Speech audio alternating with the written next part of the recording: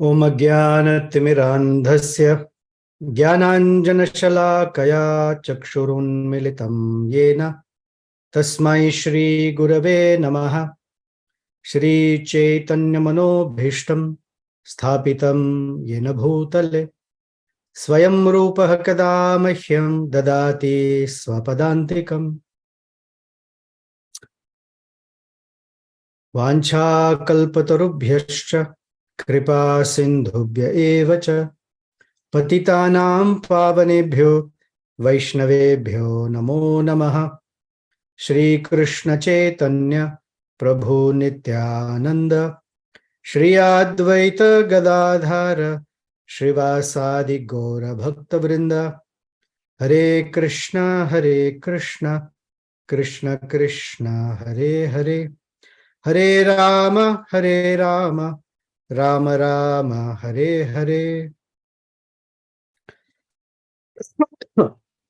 Manojabam Marutatuల్య Vegam Jitendriyam Buddhimatam Varishtham Vatatmajam Vanarayutha Mukhyam Shri Ramadutam Shirasa Namami Kujantam Rama Rameti Madhuram Madhuraksharam Aruhya Kavita Shakham Vande Valmiki Kokilam Apadam Apahartaram Dataram Sarvasampadam Lokabhiramam Shri Ramam Bhuyo Bhuyo Namamyaham. Dakshine Lakshmano Yasya Vame Cha Janakatmajaha Purato Marutir Yasya Tam Vande Raghunandanam.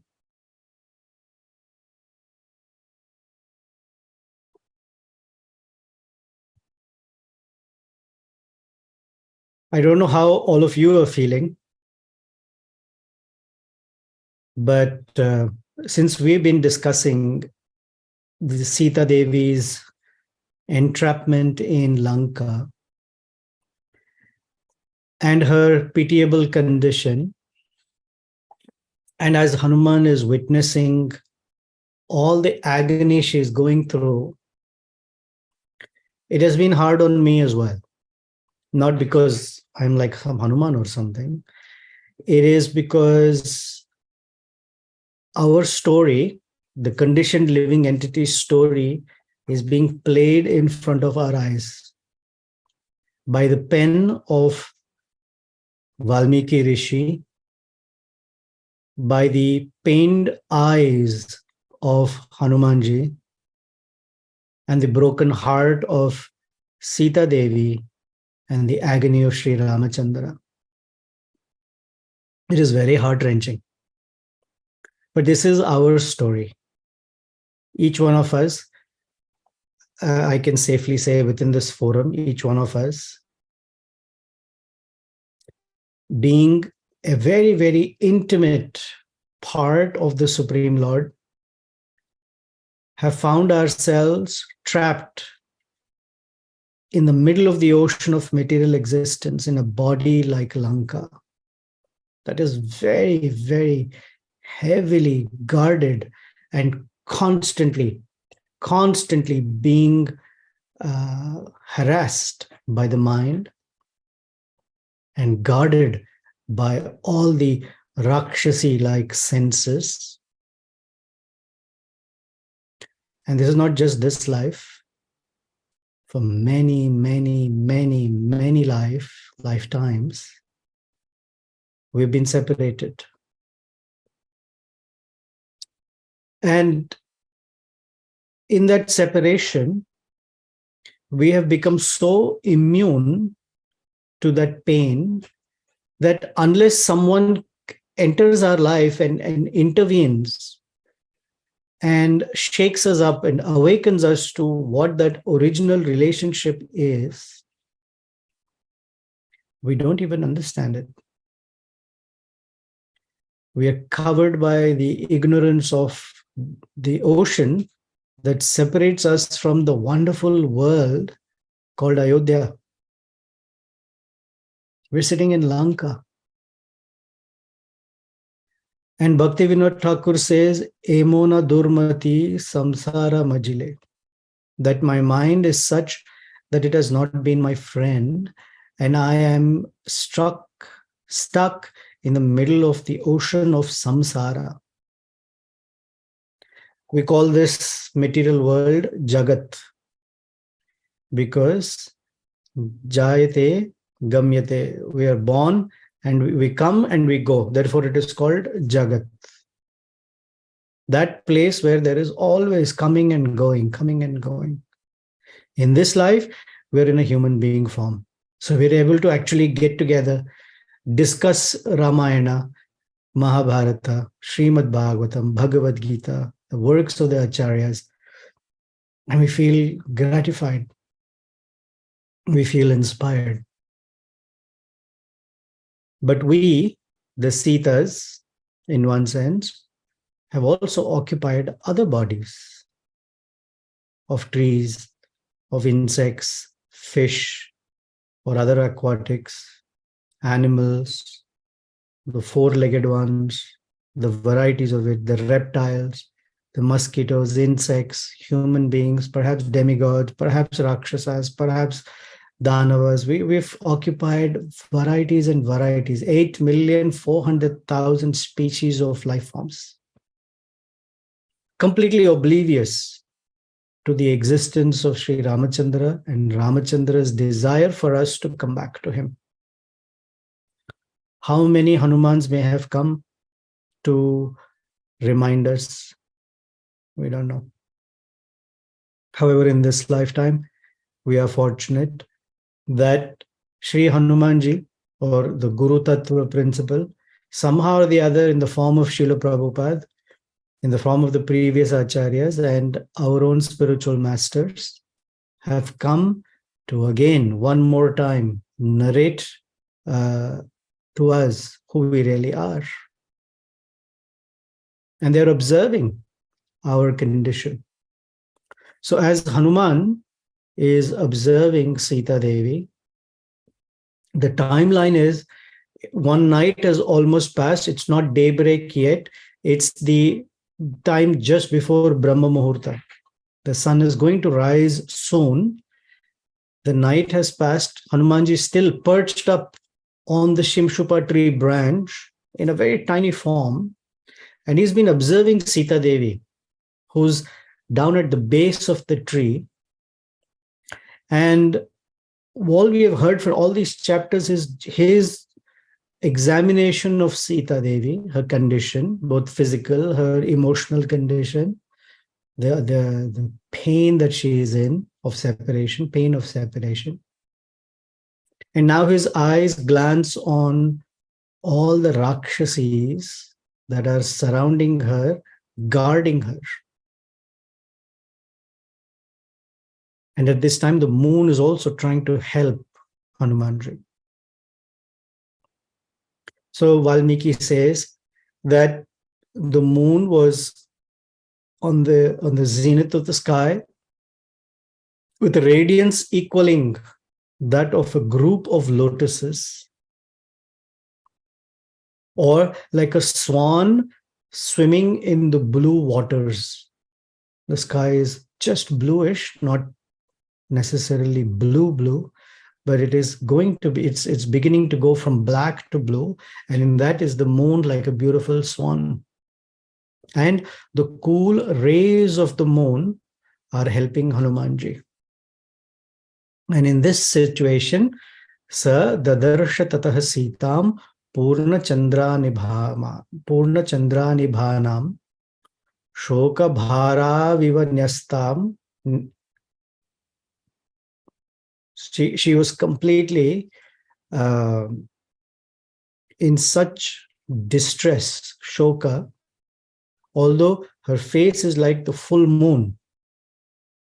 But the weight, bhara, of her shoka, the weight of her grief is so intense that she looks like a ship that is sinking in water. Bharair navam eva ambhasi. Actually, a boat has buoyancy. It floats. But for some reason, if the buoyancy of the boat goes away, then it starts to sink. And if there is a hole in it or a crack and water enters it. So however beautiful it is to float, it can drown. And it goes down like this and like this into the water. Similarly, Sita Devi's uh, shoka, the grief is so heavy, it has burdened her so much.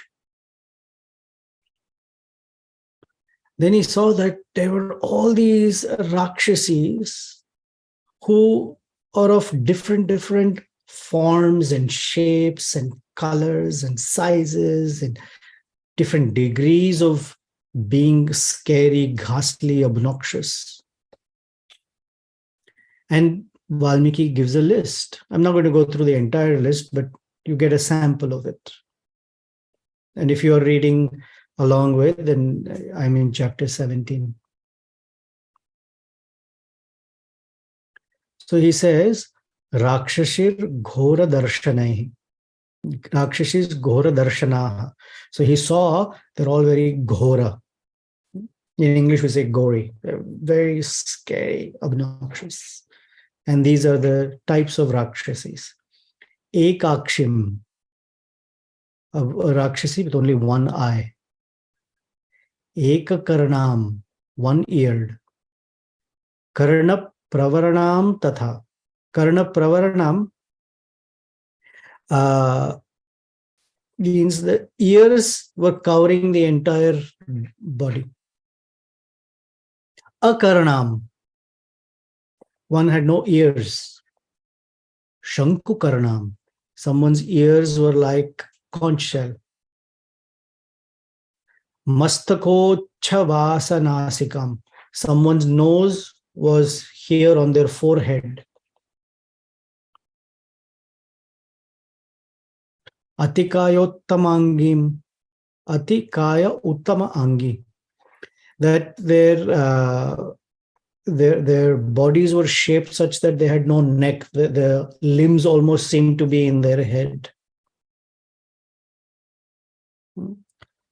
Lambodara Payodharam, Lamba Karna Lalatam. The ears were so long that this little piece of the ear was hanging all the way down. Some demonesses had their breasts that were sagging all the way down, for some to their waist, some to their knees. Pingakshim, they had brown or coppery eyes, actually brown, and Vikrita Ananam, their faces were all grimaced like this. They were not pleasing and beautiful.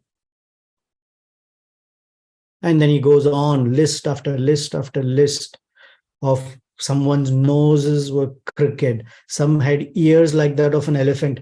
Someone had ears like that of a monkey. Someone had ears like cow ears. Someone had horse ears. Some had no nose at all. Some noses were horizontal. Some noses were vertical. Some had elephant-like nose. Some had noses in different parts of the body. Some had faces like that of a camel. Some had faces like donkeys. Some had horrible appearance looking. Some were carrying pikes. Some were carrying clubs. Some were always looking angry. Some were very hairy. Some didn't have any hair. And their bodies were smeared with blood and flesh. The way they were eating was so clumsy. They had poured the alcohol or liquor on themselves. The flesh and blood was all over their bodies. They were very, very, very ugly. And this entire scene of how the Rakshasas were, Valmiki Rishi says, Ta Dadarsha Kapishreshta, when Hanuman saw all of these Rakshasis, Roma Harshana Darshanaha. His hair was standing on end. Like it was so fear-inducing.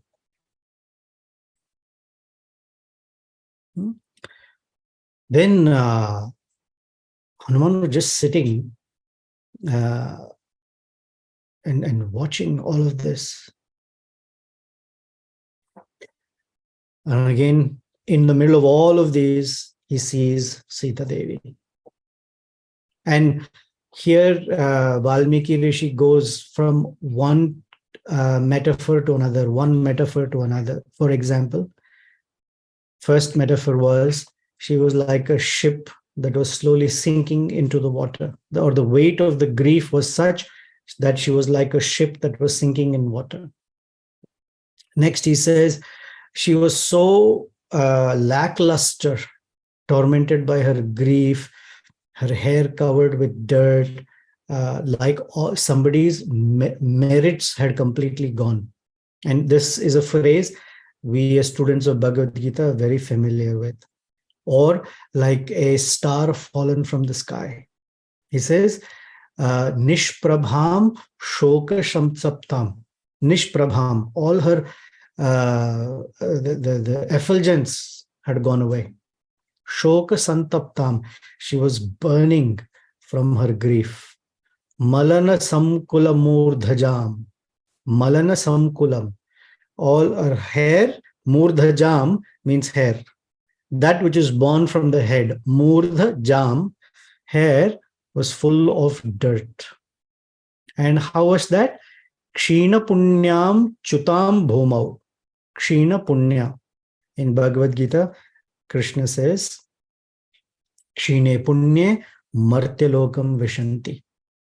He's talking about the fallacy in doing pious work. Pious that is not devotional.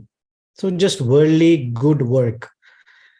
He says that has merit which takes one to the heavenly realm. However, it keeps eroding.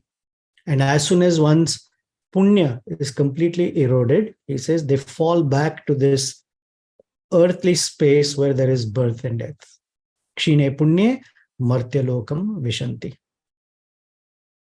And taram nipatitam iva, like a star that cannot be in its orbit and is falling down from the sky like a comet, if in one sense. So the wonderful acharyas who comment on the Bhagavad Gita, on the Srimad Ramayana, they tell us that Valmiki has encoded some important messages here. And his choice of words are very wonderful. So he says that her hair was dirty. Mala samkulam murdhajam. Samkulam is the entire bunch of hair. Mala samkulam murdhajam. But murdhajam also means buddhi, that which is born from the head. And that buddhi, manasamkuta. So a conditioned living entity, by being in the middle of this material ocean, in a body called Lanka, it conditions the person in such a way that their intelligence becomes malina or malasamkulam. It gets mixed with the dirt of the modes of nature. And those desires make a person act in such a way that they will take different bodies. So when we hear about these Rakshasis and their ears and their noses and their eyes and their tongues and the colors and the shapes, this is nothing new. This is the journey of the living entity throughout the 8,400,000 species. We have occupied bodies of cows. We have occupied bodies of donkeys. We've occupied bodies of elephants.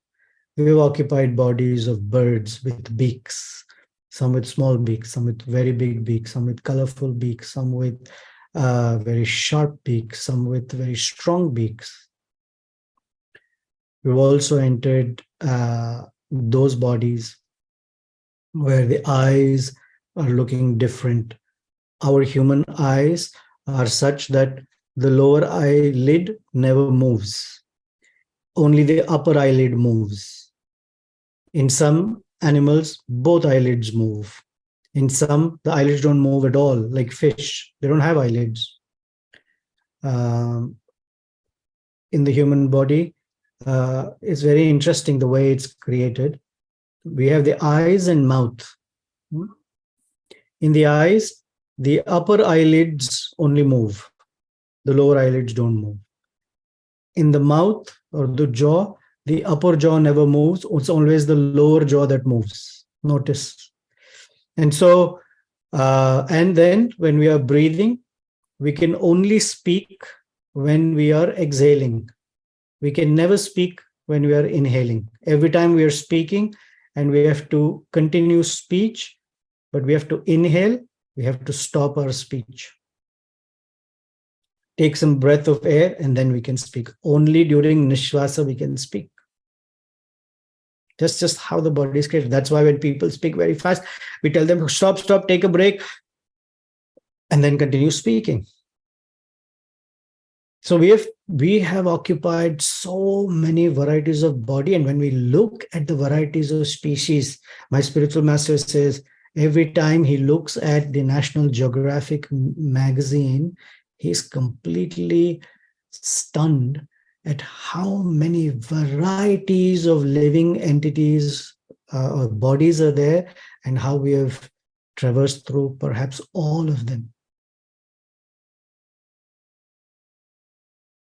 So naturally it is Roma Harshana. It should make our hair stand on end when we hear, my gosh, we've gone through all of those bodies.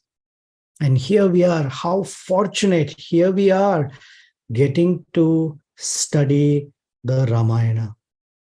Our own story is being played out in front of us. And what wonderful contribution these great acharyas have made over thousands of years in writing it down. How wonderful contribution the Supreme Lord Sri Ramachandra and his consort. Why do they have to go through all this?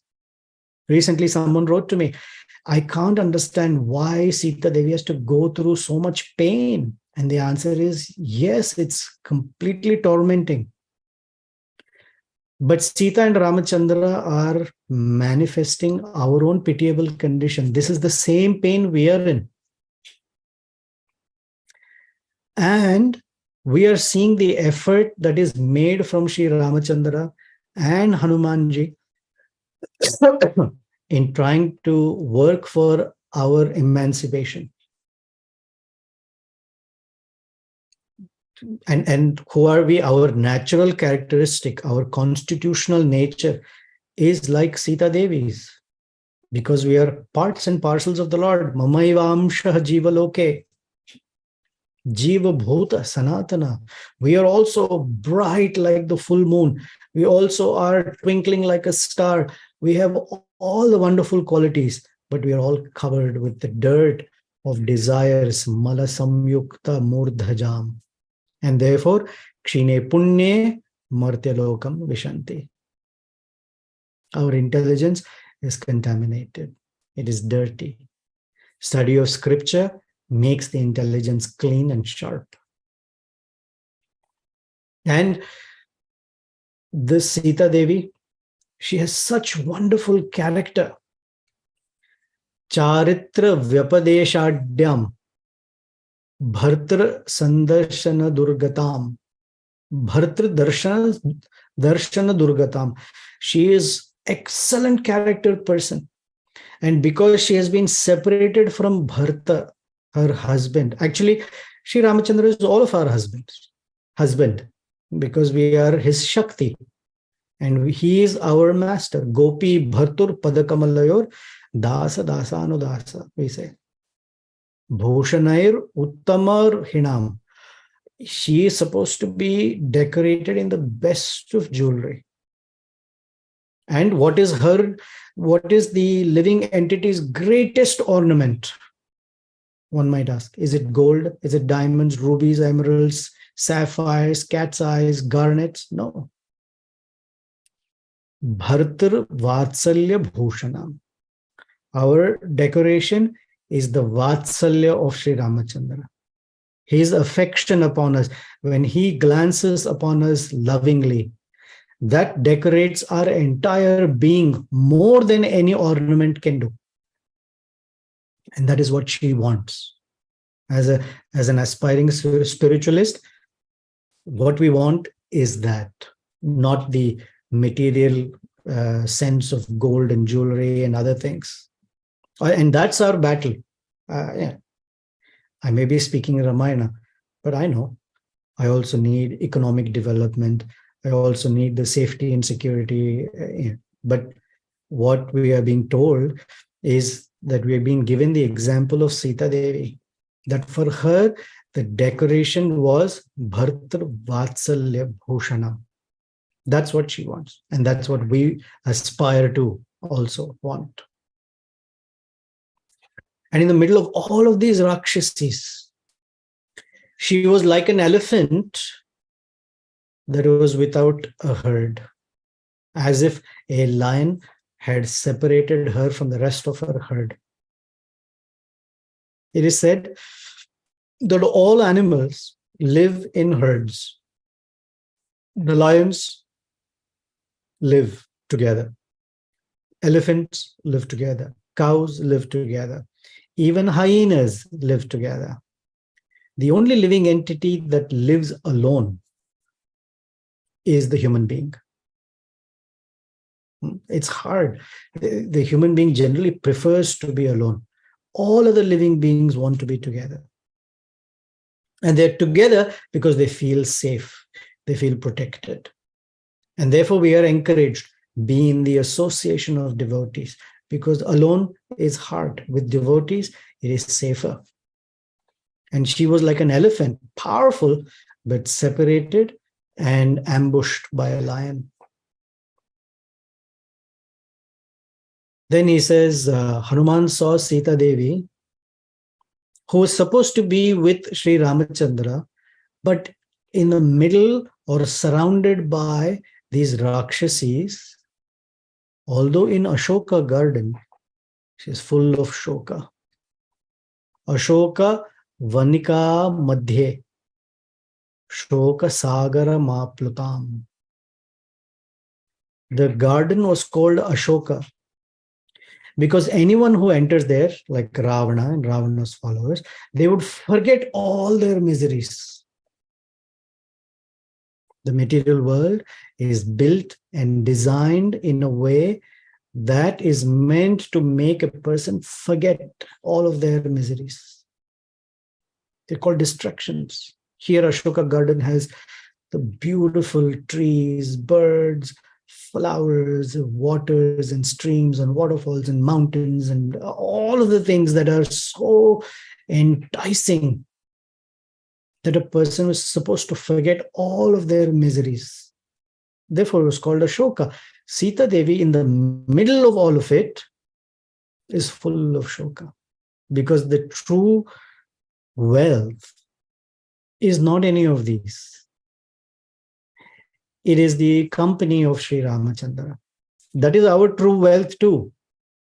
When we are situated at the feet of Sri Ramachandra, when we are situated in a loving relationship of service with Sri Ramachandra, that is our real happiness. Absence of it, doesn't matter what distraction it is only a delay in the suffering.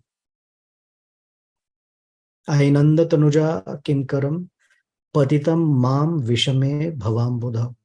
He says, Vishame bhava ambudav. I have fallen into the ocean of sense enjoyment. And the pain is separation from you. Although I am Kimkara, I am your servant, I am your eternal part and parcel servant of yours, somehow or the other, I am in this ocean. People around me look happy. I'm not happy.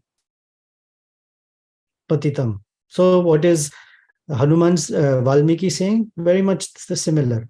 Ashoka vanika madhye. I'm in the middle of all the things that are supposed to be pleasurable.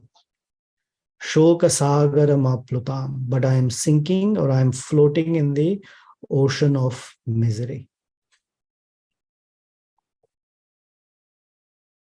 Then Hanuman says, Sita Devi, with so much dirt and dust smeared on her body, she was shining and not shining at the same time, like a lotus fiber covered with dust. I mean, it's so contradictory in one sense. Is she shining or not shining?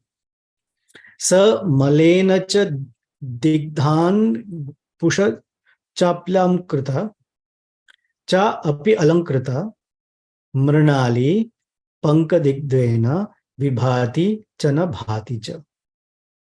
So we're also like that. We are shining, but not shining. We are shining in the sense that because we are present in this body, we are shining by the exhibition of life. We're able to speak, we're able to show with our eyes, we're able to breathe and act. These are all shining. Jiva is alive, because when I leave this body, the same body that was talking, making noises and singing and acting will all be gone. I'm shining through this body. And I'm not shining because my full potential as a living being, as a jiva, is so covered by ignorance as well, by the dirt, as here it says. Malinena tu vastrena pariklishtena bhaminim.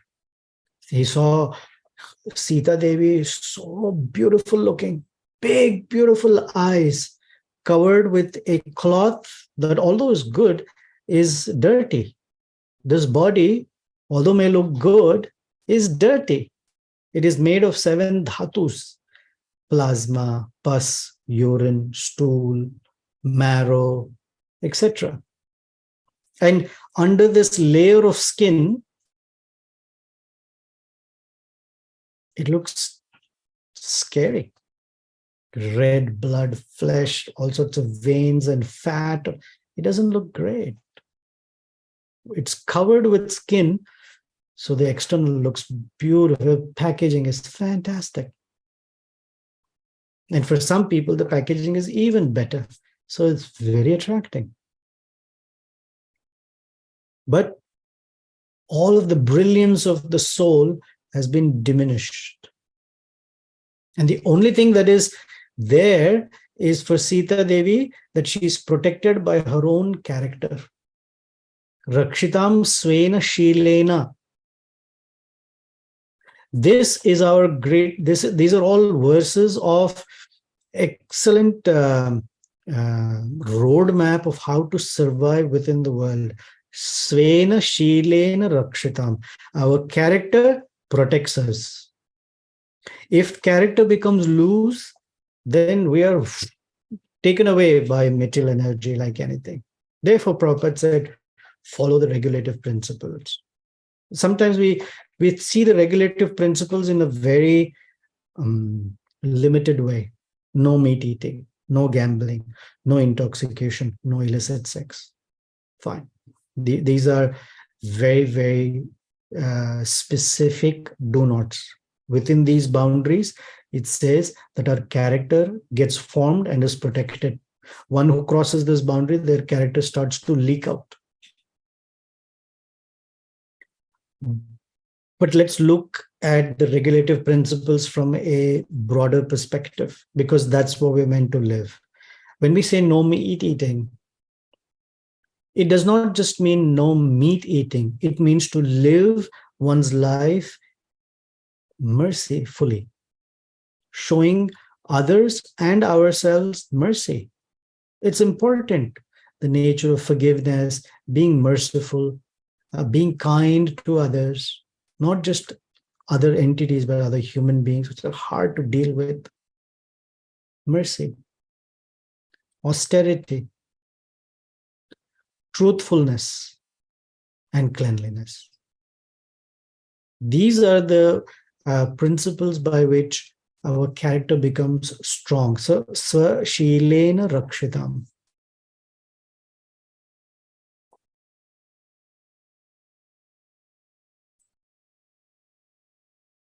Hanuman cannot cannot stop appreciating the beauty of Sita Devi in relation to Sri Ramachandra. That even if she was not wearing any ornaments, her body is so exquisitely beautiful. She's like goddess Earth, meaning very tolerant, somehow managing her entire sadness of being separated. When he saw, he became so joyful, because one who sees the soul actually becomes joyful. Sat Chit Ananda. And he saw how that is the soul.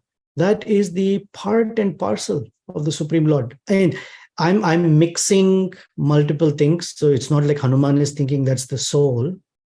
I'm mixing the different layers of understanding. This is just the story of Hanumanji seeing Sita. I'm mixing the philosophical, the tattva aspects as well in this. So take it that way. When Hanuman saw Sita Devi in this condition, he started to shed tears of joy. And he paid obeisances to Sri Ramachandra in his mind.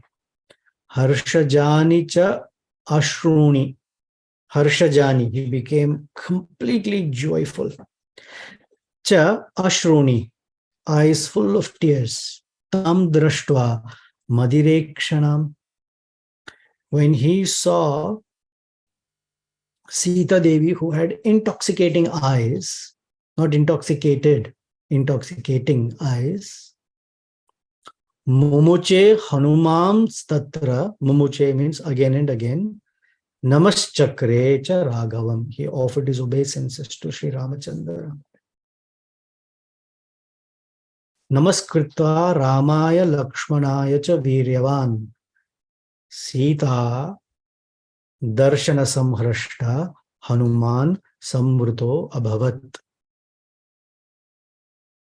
Namaskritva Ramaya. He offered his obeisances to Sri Ramachandra. Lakshmanaya cha Viryavan. And to Lakshmana. So any person who's acting as a Madhyama Adhikari, literally, who has been empowered to connect the living entity with the Supreme Lord, always has to remember that they are just an instrument of Guru and Gauranga. That's the phrase we are used to. That he offers obeisances to Ramachandra, who is the Supreme Lord, the source of everything. And to Lakshmana, because he represents Guru Tattva. A Guru cannot be independent reclaimer of a soul. A Guru is always empowered by the Guru Tattva, and it empowers this person to act and do ways and means by which to extricate a soul from the condition of material existence. On their own, impossible. No living entity has that power. But when invested, and what makes the person invested with that potency is the desire to serve the Lord in that way. One may say, I don't have a desire to be a guru. Okay. Well, we may have an idea of a guru as someone, and we don't want to pursue like that. Okay. But the idea of guru is not that, oh, the idea is I have been helped and I want to help others because I'm experiencing joy. How can I not help someone else experience a similar joy? When I am in this condition and I feel I've been saved, I'm using a little Christian style, saved, I have been given the seed of bhakti, why should others not get it? So everyone plays a little part. We may not be able to extricate the living entity completely out, but at least reminding. Therefore, Chaitanya Mahaprabhu says, Jare dekhe yare kaho Krishna Upades. Please remind others of their relationship with the Supreme Lord. That's our mandate. Therefore, Namaskritva Ramaya Lakshmanaya cha Viryavan. Sita Sandarshana Samhrashta. When he saw Sita, he became so happy. Hanuman Samvruto Abhavat. Again, Hanuman covered himself with all the leaves of the Shimshupa tree. He has not revealed his identity yet, but he sees the living being. He sees Sita Devi. And he sees great potential of that living entity being united with Ramachandra again. How exactly? Unclear. When? Unclear. Not yet. But the potential is there. And therefore he is delighted. He's delighted that from her side, there is some eagerness. Not, I shouldn't say some eagerness. Of course, in Sita, there's ultimate eagerness. But in the language of Tattva, there is eagerness to want to go beyond the dazzle of the material world, and therefore samhrashta, very, very delighted. And that ends chapter 17. Next week, the story takes a complete different facet. The protagonist, Ravana, will enter the scene. Ravana's appearance is so grand and so powerful and majestic that Hanuman actually pales in Ravana's presence. That mighty is Ravana. And we'll hear the beauty of Ravana. We'll hear who he is, his structure, how he walks in, how he parades right into Ashoka Garden next week. Until then, we wait. We wait eagerly to see how the story unfolds. Any questions or comments?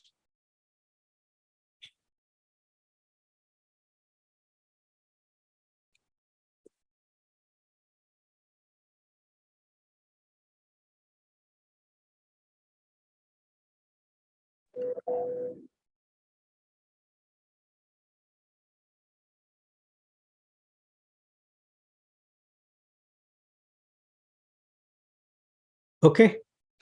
Hare Krishna Prabhuji. This is Nritya Gauranga, Dandavats, Jashla Prabhupada. Yeah. Prabhu, one question may not be directly linked to this today's topic, but in general, I just want a clarification on what I heard earlier about this Ramayana, like how Valmiki Maharishi has written this Ramayana.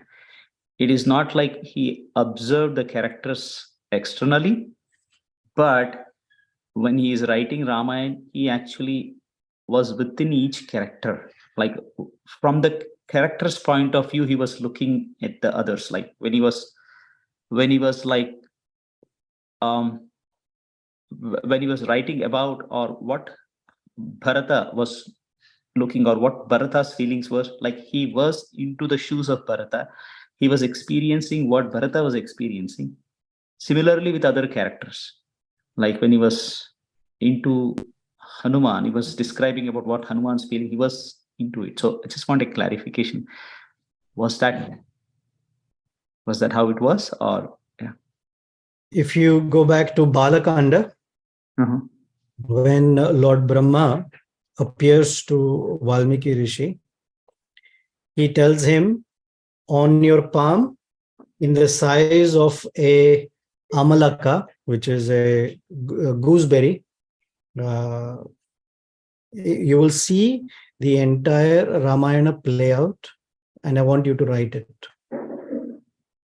Now, what happened, you'll be able to see what each character is feeling and experiencing inside is also what you will be able to completely see and experience. And that's what you write. So yes, you're right. Okay. He has access to everybody's feelings, the movements of their emotions, everything he's able to see. Yeah. Thank you, Prabhu. Yeah.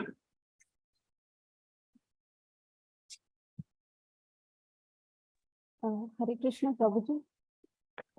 This is not a question as such. Just wanted to share the two descriptions, particularly about comparisons or the analogies on how Sita Devi's hair full of dirt, and the discussion following that how our intelligence is covered, and the shining and non-shining parts.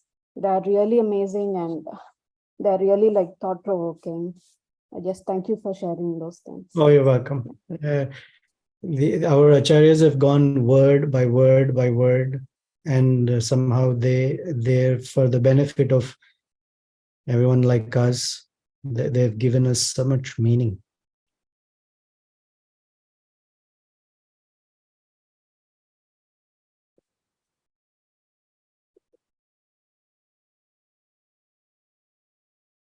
Thank you for sharing. I'm glad that it connected with you.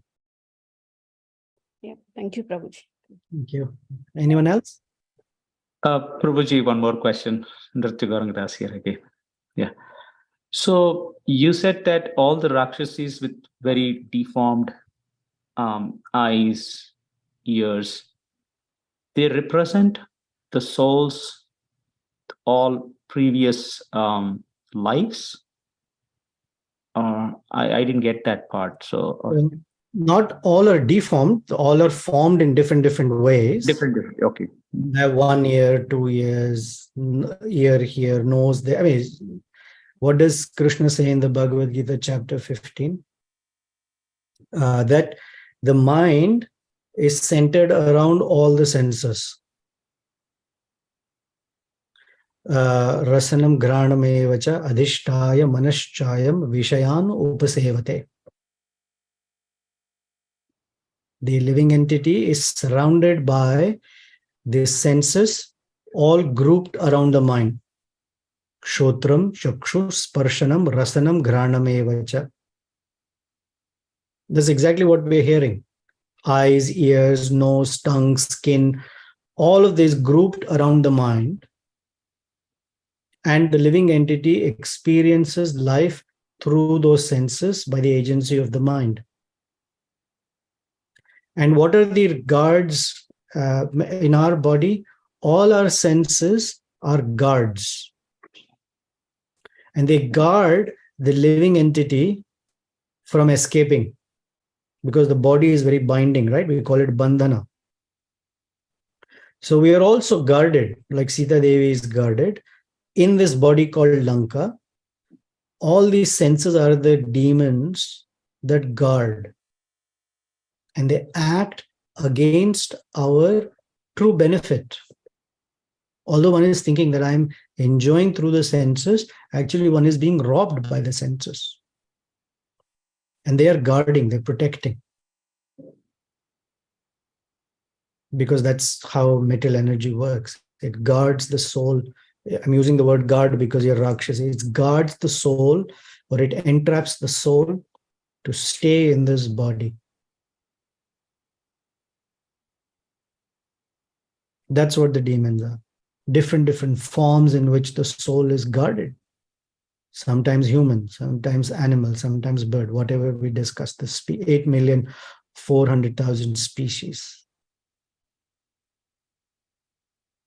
Yet, Kulashekara Alvar, or King Kulashekara, in his Mukunda Mala Stotra, he writes, right, that my intelligence has been stolen by thieves called my senses.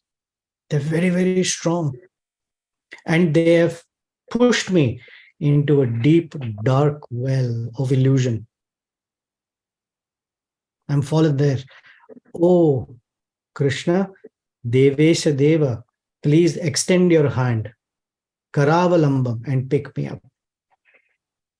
Andhasya Viveka Hrita me, Andhasya Hrita Viveka,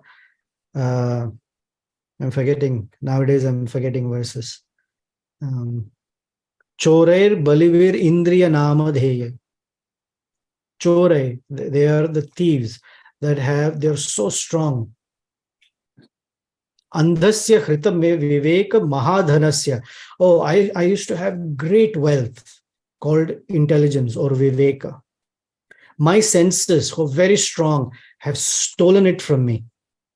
Chorer Prabho, oh Krishna, Prabho, Balibhir Indriya Namadhe, the senses.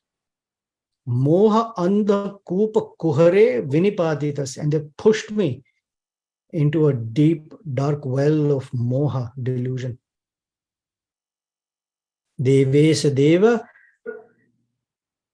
Karavalambam. Maidehi Karavalambam. Please extend your hand and pick me out. Those are the guards, the senses. Okay? Yeah. Thank you, Prabhu, for clarifying. Yeah.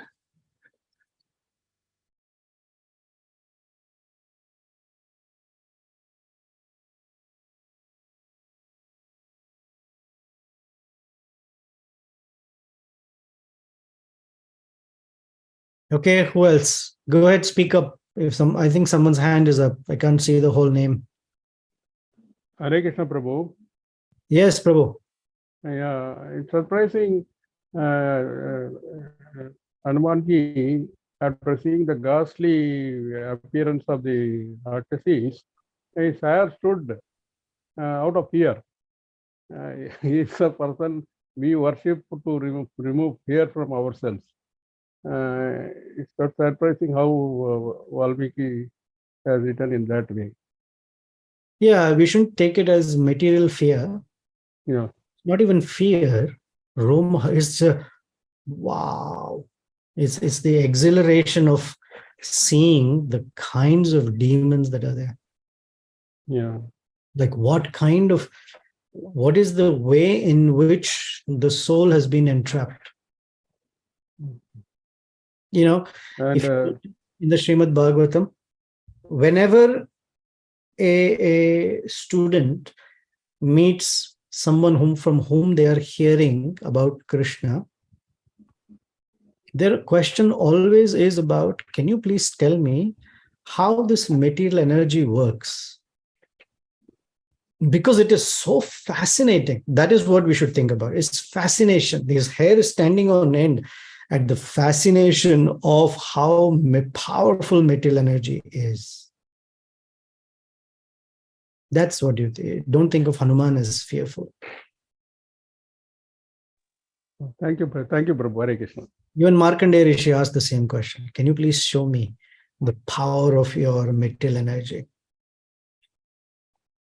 Devahuti will ask Kapila, Lord Kapila, how does this material energy work? Because fascinating. That is his Ro Maharshana, that his hair is standing on end of the fascination, the grandeur of the material energy.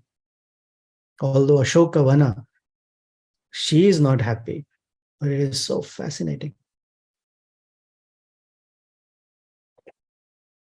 Okay, anything else?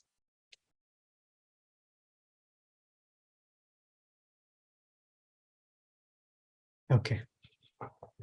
Shamakund Prabhu, you have anything? Nothing for today, Prabhu. Okay. All right, thank you very much. I hope you're all eagerly waiting to see Ravana, or more appropriately, eager to see Sita Devi's behavior in the presence of Ravana. Thank you. Hare Krishna. Srila Prabhupada ki jai. Shri Ram Lakshman Hanuman ji ki jai. Thank you, Prabhu.